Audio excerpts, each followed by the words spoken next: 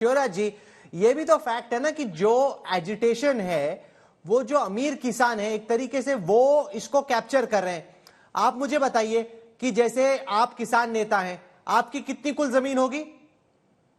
मैं तो बहुत छोटा किसान नेता हूं, मात्र 1 हेक्टेयर का किसान हूं मैं 1 बड़ा हेक्टेयर किसान की नहीं। किसान की खेती है आपकी? हाँ, बिल्कुल।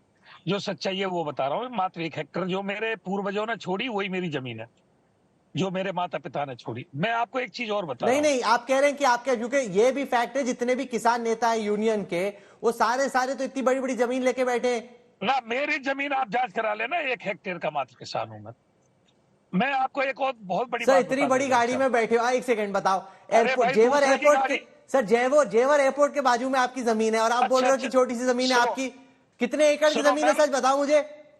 पहले मैं बता रहा हूँ, मेरी जांच करवा लेना। 1 हेक्टेयर का किसान हूँ।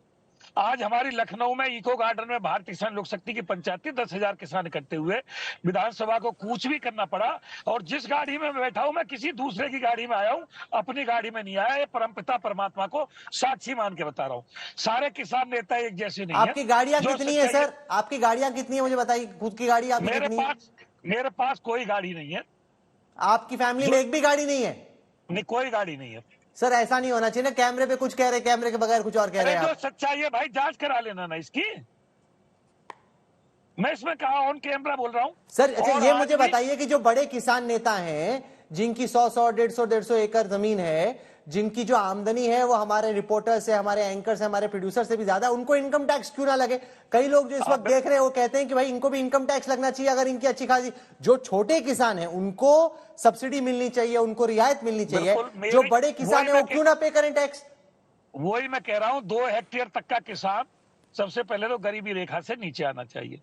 और आज बड़े बड़े कॉर्पोरेट घरानों ने बड़े बड़े फार्म हाउस बना लिए हैं, और जो किसान के नाम पर सब्सिडी आ जाती है गरीब आदमी तक नहीं पहुंचती। और बड़े बड़े कॉर्पोरेटिव घरानों के जो फार्म हाउस है सारा वो ले जाते हैं। लेकिन एक बहुत बड़ी बात मैं बताना चाह रहा हूं, जिससे आप सुन ले कि एमएसपी कब आई? सन 67 में। क्यों आई? कि खेती को बढ़ावा देने के लिए। उससे पहले हमारा देश आत्मनिर्भर नहीं था। देश के अन्नदाता ने रात दिन मेहनत करके इस देश के पूरे देश को आज आत्मनिर्भर कर दिया। यहां तक कर दिया कि एक बार तो गेहूं समुद्र में बहाना पड़ा, ये गेहूं भी नहीं रखा पाए थे। देखो, हमारा देश जब दलहन यहाँ पैदा कराना चाहता है, बाहर से दलहन आयात करता है, बाहर से पाम ऑयल आयात करता है, बाहर से कच्ची खाड़ आयात करता है, बहुत मोटा पैसा आयात में खर्च करता है। उसको किसान पे खर्च करे, और जो किसान पैदा करे उसको निर्यात में खर्च करे। और सरकार भी खरीद कर सकती है ओके। एमएसपी की, इतनी नहीं कि सरकार, जिसको हमारे प्राइवेट सेक्टर में दलाल खरीदते हैं और मिलों को जो ऊंचे रेट पर बेचते हैं, सरकार भी बेच सकती है मिलों को जाकर के। दूध हमारा 40 रुपया लीटर घर से जा रहा है डेयरी पर, और दूध पानी की बोतल भी 40 रुपया लीटर है। आटे से बना हुआ बिस्कुट 50 पैसा महंगा नहीं मिल सकता, जो मैक्सिमम प्राइस है उसी पे बिकेगा। हमारे चने का जो बेसन है उससे नमकीन बनता है, उसी रेट पे बिकेगा जो उस पर रेट पड़ा हुआ है। जो हमारा दाल से दलहन वो दाल भूजी बनती है, वो अपने उसी रेट में बनेगी। आलू सस्ता हो जाए, उससे जो चिप्स बनती है वो अपने रेट में बनेगी, आलू कितना ही सस्ता हो जाए। अरे भाई, किसान आज घाटे की खेती कर रहा है, युवा खेती से पलायन कर रहा है, किसान आत्महत्या कर रहा है, किसान खेती बेचता चला जा रहा है, और कॉर्पोरेटिव घराने उसमें बड़े बड़े फार्म हाउस बनाते चले जा रहे हैं। क्यों सरकार इतना कॉर्पोरेटिव घरानों के दबाव में? क्यों इस देश के अन्नदाता की ओके, तरफ? क्योंकि राघव लोकसभा अवस्थी, में you are listening to this debate, this is Lok Sabha में एक सर्वदलीय बैठक बुला करके बहस की politically है। explosive. At सर्वदलीय this बैठक बुला moment, the लोकसभा में। farm protest largely restricted to Punjab, but like Shivraj Singh, others in UP elsewhere trying to stage a protest as well. And they're asking questions about why, when your leaders were in opposition, they were making promises which they aren't willing to keep while in power. So, Rahul, there are two things here. First of all, I would like to congratulate everybody for the tone in which this debate is being conducted. I think that's very good.